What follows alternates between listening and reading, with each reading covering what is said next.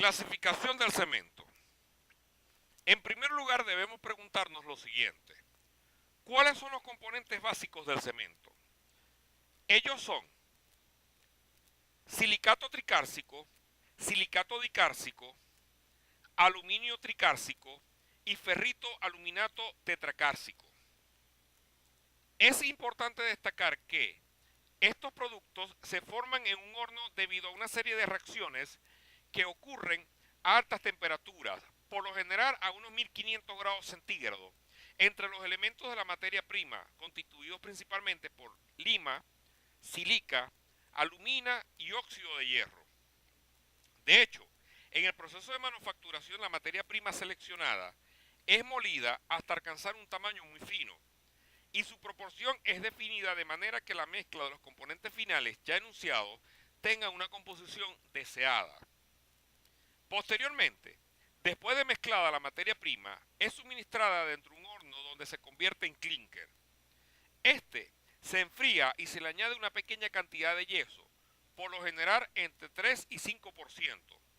Finalmente, la mezcla se pulveriza, siendo denominado el producto final cemento Portland, el cual desarrolla resistencia como consecuencia de un proceso de hidratación, el cual puede ocurrir al aire libre, o bien inmerso en un fluido y no como consecuencia de un proceso de deshidratación o secado como normalmente se cree.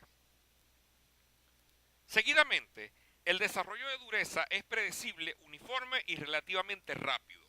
Por consiguiente, el cemento fraguado es prácticamente insoluble en agua, posee baja permeabilidad y puede exponerse a diversos fluidos sin pérdida de resistencia.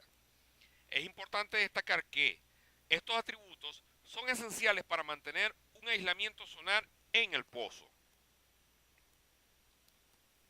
En cuanto a los componentes o productos secundarios, debemos decir que en concentraciones normales no afecta significativamente las propiedades del cemento fraguado. Sin embargo, afectan velocidad de hidratación, resistencia a ataques químicos y propiedades físicas de la lechada. Entre los principales componentes secundarios tenemos yeso, óxido de magnesio, sulfato, óxido de calcio libre y álcalis.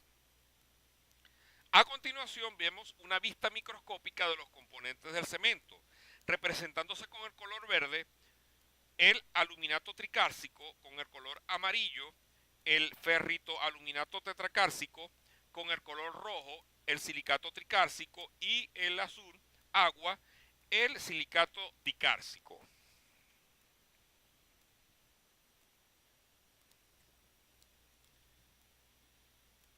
A continuación respondemos dos interrogantes. ¿Qué se conoce como MSR? Es moderadamente resistente a los sulfatos. ¿Y qué se conoce como HSR? Significa altamente resistente a los sulfatos. Estos términos están relacionados con la resistencia ante este contaminante de los diferentes cementos petroleros utilizados actualmente. Del mismo modo, debemos mencionar que todos los cementos venezolanos tienen mayor proporción de silicato tricárcico que los cementos API. Por tanto, desarrollan mayor resistencia inicial que sus homólogos. Sin embargo, todos están por debajo del 70%, que es el límite del máximo del cemento Portland. Ahora bien, en relación a la cantidad de aluminio tricárcico, podemos decir que el cemento B tiende a ser más acelerado por tener más aluminato tricárcico que su homólogo. Asimismo, resulta más débil al ataque de los sulfatos. El cemento G cumple con el estándar. En cuanto al H nacional, es de alta resistencia al ataque de los sulfatos por su baja concentración de este componente, es decir, aluminato tricárcico. En relación al tamaño de las partículas, los cementos petroleros G y H cubren menos cantidad de área superficial que los B y A.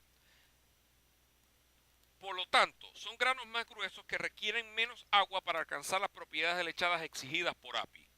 En líneas generales, los granos de los cementos nacionales son más finos, por lo tanto, son más difíciles de mezclar con la cantidad de agua recomendada por el Instituto Americano del Petróleo. En cuanto a la clasificación de los cementos usados actualmente en la industria petrolera, debemos decir que el cemento Portland se diseña cumpliendo ciertas especificaciones químicas y físicas que dependen de su aplicación. Ahora bien, como habíamos dicho anteriormente, las normas API establecen las clases de cementos a ser utilizados en la industria petrolera. Por consiguiente, las condiciones varían desde el punto de vista de congelación hasta unos 700 grados Fahrenheit en pozos perforados para inyección de vapor. Por tanto, a continuación se muestra la clasificación de los cementos según el Instituto Americano del Petróleo. En primer lugar, debemos decir que el cemento clase A, el cual se puede utilizar en hasta profundidades de 6.000 pies, el cual no posee requerimiento especial. Este es equivalente al tipo ACTM1 de construcción. Es importante destacar que la máxima temperatura que se puede alcanzar con este tipo de cemento es de 170 grados Fahrenheit. En cuanto al B, es similar al ASTM2 y tiene menor cantidad de C3S que el A, disponible en MSR y HSR. Igualmente se puede utilizar, valga la redundancia, hasta 6.000 pies de profundidad e igualmente un límite de temperatura equivalente a 170 grados Fahrenheit. Del mismo modo, el cemento clase C puede ser utilizado igualmente hasta 6.000 pies. Este es efectivo cuando se requiere utilizar ante alta resistencia inicial o cuando se requiera alta resistencia inicial, valga la redundancia. Posee alto contenido de C3S. Adicionalmente están disponibles en 3 diferentes grados de resistencia a los sulfatos. Este es similar al cemento ASTM3 para la construcción. En cuanto al clase D, este se utiliza por lo general a profundidades comprendidas entre 6.000 y 10.000 pies y temperaturas límites equivalentes a 260 grados. Este se recomienda en condiciones de presión y temperaturas moderadas o altas. Se encuentran disponibles en 2 grados de resistencia a sulfato, MSR y HSR. Asimismo, la relación área-volumen es alta. En cuanto al cemento clase E, el cual puede ser utilizado hasta profundidades comprendidas entre 10.000 y 14.000 pies y temperaturas máximas a 290 grados, se recomienda en condiciones de presiones y temperaturas altas. También se encuentran disponibles en 2 grados de resistencia a los sulfatos, MSR y HSR. En cuanto al cemento clase F, este puede ser utilizado entre 10.000 y 14.000 pies hasta una temperatura máxima de 320 grados. Este se recomienda en condiciones extremas de altas temperaturas. Disponible igualmente en 2 grados de resistencia a los sulfatos, MSR y HSR.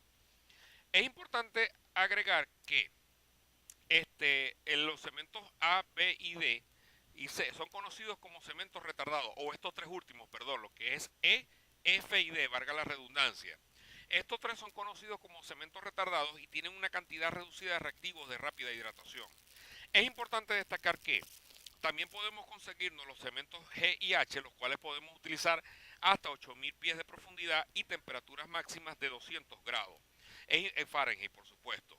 Es importante agregar que estos cementos están desarrollados para ser utilizados con aditivos, tanto aceleradores como retardadores, para cubrir un amplio rango de temperatura. Es importante destacar que no deben agregarse licor ni acetato durante la manufactura, solamente deben agregarse yeso y agua. Estos se encuentran disponibles en 2 grados de resistencia a los sulfatos, MSR y HSR. Por consiguiente, químicamente hablando, el cemento G y el H son idénticos. La única diferencia existente entre ellos es el tamaño de grano. De hecho, el H es mucho más grande, como se evidencia por su menor requerimiento o requisito de agua. Finalmente, debemos hablar sobre el control de calidad de cemento de fábrica. Igualmente, debemos destacar que se toma la muestra de la gandola que transporta el cemento desde planta hasta tanques de almacenamiento.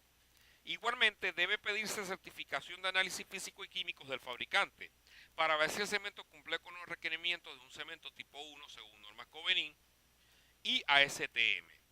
Seguidamente, se le hace un control de calidad al lote de cemento de sus propiedades físicas y las comparamos con los requerimientos API clase A, ya que el cemento tipo 1 es similar al cemento clase A de API. Posteriormente, si el cemento es tipo H, tanto las propiedades físicas y composiciones químicas son comparadas, valga la redundancia, con los requerimientos correspondientes a un cemento clase H de la API. En quinto lugar, si el cemento cumple con los requerimientos mínimos exigidos en el control de calidad, se procederá a ser utilizado en las cementaciones de pozo. Sexto, se hará el diseño de la lechada de acuerdo a las exigencias del pozo. Siete, los aditivos involucrados en el diseño de la lechada deben ser de buena calidad, que estén dentro del rango de uso en cuanto a temperatura y concentración se refiere. Y por último, el agua que se utiliza en la prueba debe ser la misma que va a ser utilizada en la cementación y la más limpia que se disponga en la locación. Y si el agua es potable, sería mucho mejor.